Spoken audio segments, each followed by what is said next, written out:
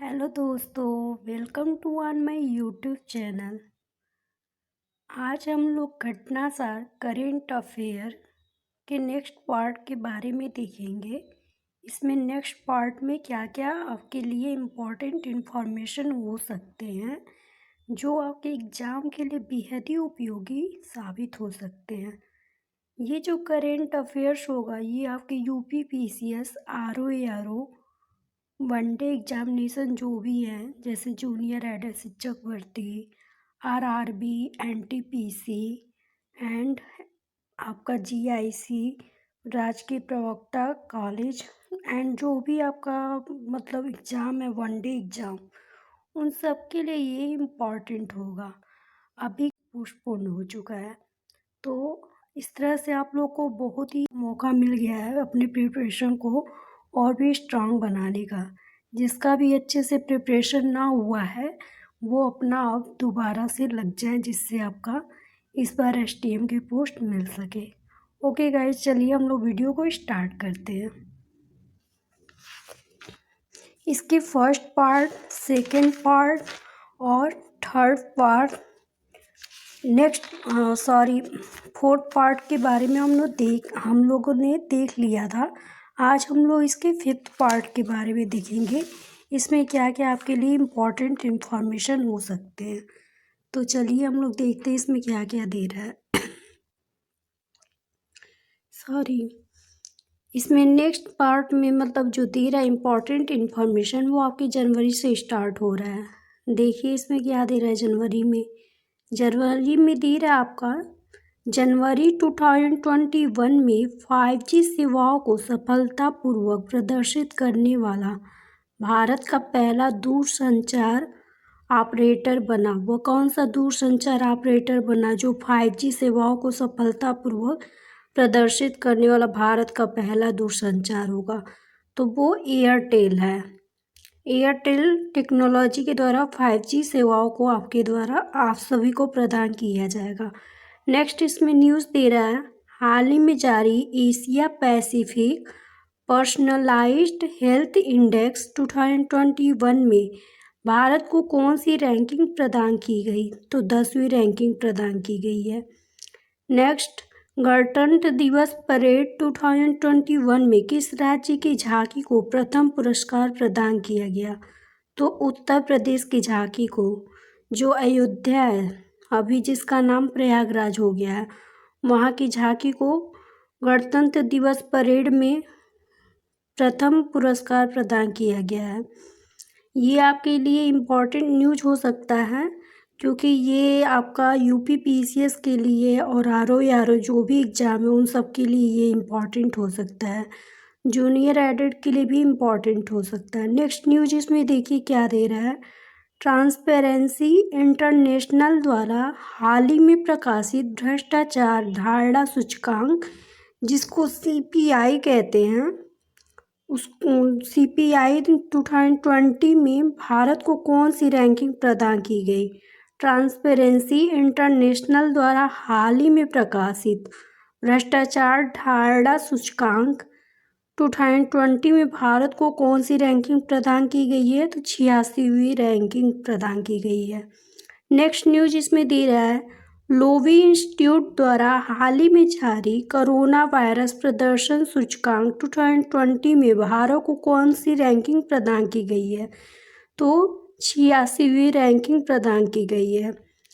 Corona virus प्रदर्शन सूचकांक में भारत को रैंकिंग 86वीं प्रदान की गई है। इसके ऊपर जो भ्रष्टाचार धारणा सूचकांक है उसमें भी 86वीं रैंकिंग भारत को प्रदान की गई है। नेक्स्ट न्यूज़ देखिए इसमें क्या दे रहा है, जनवरी 2021 में जारी ग्लोबल क्लाइमेट रिस्क इंडेक्स 2021 में भारत को कौन सी रैंकिंग प्रदान की गई है? तो 7वीं रैंकिंग प्रदान की गई है। ये इम्पॉर्टेंट हो सकता है क्योंकि ये क्लाइमेट आपके ग्लोबल क्लाइमेट से रिलेटेड ये न्यूज़ है। तो जो भी इन्वायरमेंट से रिलेटेड जो भी न्यूज़ है वो इम्पॉर्टेंट होते हैं। तो ये आपके लिए आई थिंक इम्पॉर्टेंट हो सकता है। इसको दोबारा देख लीजिएगा आप लोग और बार बार रिवाइज कीजिएगा, जिससे आपका करेंट अफेयर्स स्ट्रांग हो सकेगा। इसमें देखिए क्या दे रहा है, ग्लोबल क्लाइमेट रिस्क इंडेक्स 2021 में भारत को कौन सी रैंकिंग दी गई? तो 7वीं रैंकिंग दी गई है। नेक्स्ट न्यूज इसमें कवर कर रहा है, राज्य के 2 एक्सप्रेसवे पर हवाई पट्टी बनाने वाला भारत का पहला राज्य कौन सा है? तो उत्तर प्रदेश है, जो राज्य के 2 एक्सप्रेसवे पर हवाई पट्टी बनाएगा, और ये भारत का पहला राज्य होगा उत्तर प्रदेश। नेक्स्ट न्यूज इसमें कवर कर रहा है, लखनऊ आगरा एक्सप्रेसवे पर हवाई पट्टी की सुविधा देने के बाद उत्तर प्रदेश में निर्माणाधीन पूर्वांचल एक्सप्रेसवे पर कुरेभार में 3300 मीटर लंबी हवाई पट्टी का निर्माण किया गया है। ये उसी के बारे में दे रहा है, एक्सप्रेसवे पर जो हवाई पट्टी बनाया जा रहा है भारत के 2 राज्यों के बीच, उसी के बारे में आपको लिए इम्पोर्टेंट इंफॉर्मेशन दे रहा है कि ये जो एक्सप्रेसवे होगी वो लखनऊ आगरा एक्सप्रेसवे पर हवाई पट्टी की सुविधा देने के बाद लखनऊ और आगरा के एक्सप्रेसवे पर ये पट्टी बनाई जा रही है। तो उसमें सुविधा देने के बाद उत्तर प्रदेश में निर्माणाधीन पूर्वांचल एक्सप्रेसवे पर कुरेभार में 3300 मीटर लंबी हवाई पट्टी का निर्माण किया गया है। कुरेभार कोई है एक्सप्रेसवे, पूर्वांचल का कुरेभार एक्सप्रेसवे है, वहाँ पे मतलब 3300 मीटर लंबी हवाई पट्टी का निर्माण किया गया है। नेक्स्ट न्यूज इसमें कवर कर रहा है, लड़कियों के सशक्तिकरण हेतु 24 जनवरी 2021 को मध्य प्रदेश के मुख्यमंत्री शिवराज सिंह चौहान ने राज्य में किस अभियान की शुरुआत की? तो पंख नामक अभियान की उन्होंने शुरुआत की है, लड़कियों को सशक्तिकरण करने के लिए, लड़कियों के सशक्तिकरण हेतु। और ये मतलब जो 24 जनवरी का ये न्यूज है, इम्पॉर्टेंट हो सकता है। नेक्स्ट न्यूज़ देखिए इसमें क्या दे रहा है, 25 जनवरी 2021 को मनाए गए राष्ट्रीय मतदाता दिवस 2021 की थीम थी, क्या थीम थी? तो making our voters empowered, vigilant, safe informed. राष्ट्रीय मतदाता दिवस की थीम 2021 की थी making our voters empowered, vigilant, safe informed. ये इम्पॉर्टेंट हो सकता है, अभी चुनाव हुआ है जिसके कारण ये इम्पॉर्टेंट न्यूज हो सकता है। नेक्स्ट न्यूज इसमें कवर कर रहा है, हरिद्वार की वह 19 वर्षीय छात्रा है जिसे राष्ट्रीय बालिका दिवस के अवसर पर उत्तराखंड का 1 दिन का मुख्यमंत्री बनाया गया। इन्हें मतलब 19 वर्ष की ही हैं और इन्हें राष्ट्रीय बालिका दिवस के अवसर पर उत्तराखंड का 1 दिन का मुख्यमंत्री बनाया गया है, तो वो सृष्टि गोस्वामी है। नेक्स्ट न्यूज इसमें कवर कर रहा है, सुप्रीम कोर्ट कॉलेजियम ने हाल ही में जस्टिस हिमा कोहली को किस राज्य के हाई कोर्ट की पहली महिला मुख्य न्यायाधीश बनाया? तो ये भी फर्स्ट जो भी न्यूज होता है वो इम्पोर्टेंट होता है। तो पहला महिला मुख्य न्यायाधीश इन्हें बनाया गया है तेलंगाना का हाई कोर्ट का पहला मतलब सुप्रीम कॉलेजियम ने जस्टिस हिमा कोहली को हाई कोर्ट की पहली महिला मुख्य न्यायाधीश नियुक्त किया है। नेक्स्ट न्यूज इसमें दे रहा है, संयुक्त राष्ट्र कार्यक्रम द्वारा दिसंबर 2020 में जारी मानव विकास सूचकांक 2020 में रिपोर्ट में भारत को स्थान दिया, तो 131वां स्थान दिया गया है। नेक्स्ट न्यूज, लगभग 55 वर्ष के अंतराल के बाद भारत और किस देश के बीच चिल्हटी हल्दीबाड़ी रेल लाइन दोबारा शुरू की गई? तो बांग्लादेश है, जहां पे 55 वर्ष के अंतराल के बाद भारत और बांग्लादेश के बीच चिल्हटी हल्दीबाड़ी रेल लाइन दोबारा शुरू की गई। नेक्स्ट देखिए इसमें क्या न्यूज़ दे रहा है, नेक्स्ट न्यूज इसमें कवर कर रहा है, रक्षा मंत्री राजनाथ सिंह ने 19 दिसंबर 2020 को किस शहर में भारत की पहली उन्नत हाइपरसोनिक विंड टनल, जिसको हाइपरसोनिक विंड टनल कहते हैं, परीक्षण सुविधा का उद्घाटन किया? तो वो हैदराबाद है। नेक्स्ट, अमेरिका और रूस के बाद भारत ऐसी परीक्षण सुविधा की शुरुआत करने वाला दुनिया का तीसरा देश बन गया। उसी के बारे में दे रहा है कि अमेरिका और रूस के बाद भारत ऐसी परीक्षण सुविधा को शुरुआत करने वाला दुनिया का तीसरा देश बना। इम्पॉर्टेंट हो सकता है इंटरनेशनल वे में। रक्षा मंत्री राजनाथ सिंह ने 19 दिसंबर 2020 को किस शहर में भारत की पहली उन्नत हाइपरसोनिक विंड टनल परीक्षण सुविधा का उद्घाटन किया? तो हैदराबाद में किया है। नेक्स्ट न्यूज इसमें दे रहा IUCN द्वारा अति संवेदनशील श्रेणी में शामिल वह जानवर जिसे दिसंबर 2020 में हिमालय के शीत मरुस्थल क्षेत्र में पहली बार देखा गया, तो वो हिमालयन सीरो है। हिमालयन सीरो ये बहुत ही मतलब वो पहले लोग इसको समझ रहे थे कि ये कोई मतलब वहाँ का स्थलीय जानवर है, लेकिन बाद में ये पता चला कि ये हिमालयन सीरो है।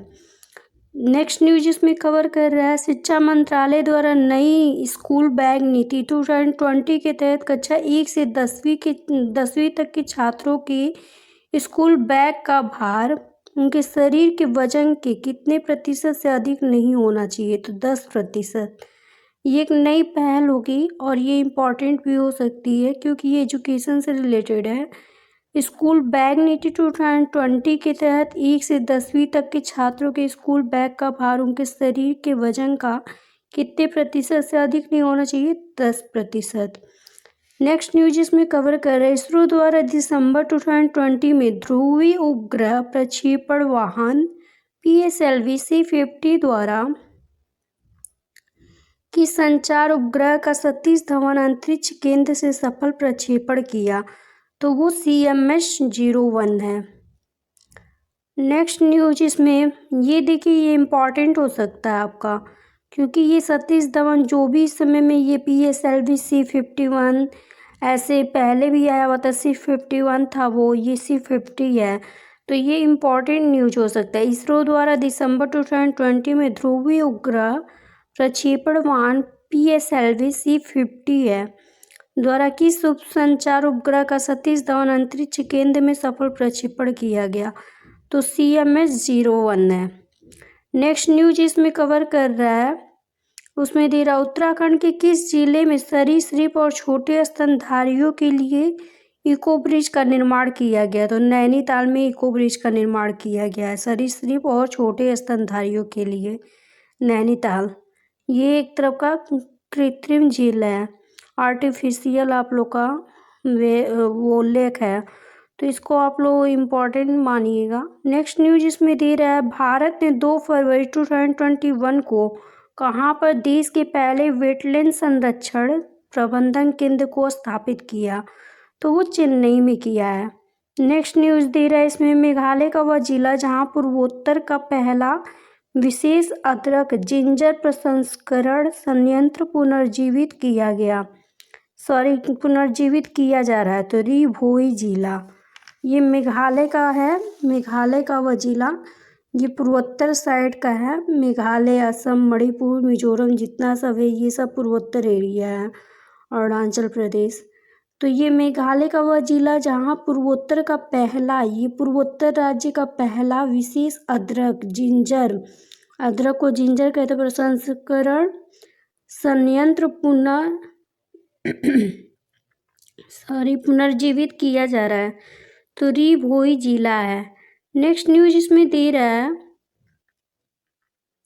मार्च 2020 में भारत को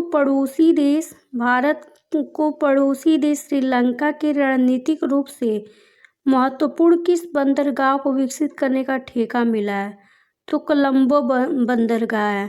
कोलंबो ये आपका जो श्रीलंका है, श्रीलंका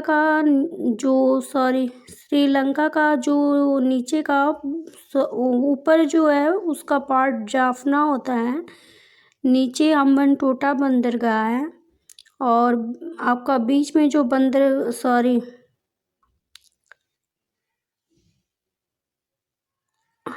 कोलंबो का जो ये बंदरगाह है उसी को मतलब इन्होंने अपने पड़ोसी देश, भारत के पड़ोसी देश श्रीलंका के रणनीतिक रूप से बंदरगाह को विकसित करने का ठेका लिया है। तो ये कोलंबो बंदरगाह के वेस्टर्न कंटेनर टर्मिनल को नेक्स्ट न्यूज इसमें दे रहा है भारत G20 शिखर सम्मेलन की मेजबानी वर्ष 2022 की जगह करेगा। किस वर्ष में करेगा? 2022 में पहले होने वाली थी G20 की शिखर सम्मेलन की मेजबानी, अब 2023 में होगी कोरोना वायरस के कारण। नेक्स्ट न्यूज इसमें कवर कर रहा है विश्व इकोनॉमिक फोरम, जिसको WEF के 36 वैश्विक शहरों की सूची शामिल भारत के 4 राज्य हैं। विश्व इकोनॉमिक फोरम, जिसको WEF कहते हैं, वर्ल्ड इकोनॉमिक फोरम की 36 उसमें वैश्विक शहरों की सूची शामिल गई। उसमें भारत के 4 शहर हैं, उनका नाम है बेंगलुरु, फरीदाबाद, हैदराबाद और इंदौर। नेक्स्ट न्यूज इसमें कवर कर रहा है 1 दिसंबर 2020 को किस वरिष्ठ IAS अधिकारी ने लोकसभा सचिवालय के महासचिव का पद ग्रहण किया? तो उत्पल कुमार सिंह है। उत्पल कुमार सिंह द्वारा लोकसभा सचिवालय के महासचिव का पद ग्रहण किया गया। इस तरह से ये आपका 5th पार्ट कंप्लीट होता है और मैं जल्द ही इसका अगला पार्ट लेके आऊँगी। Thank you guys.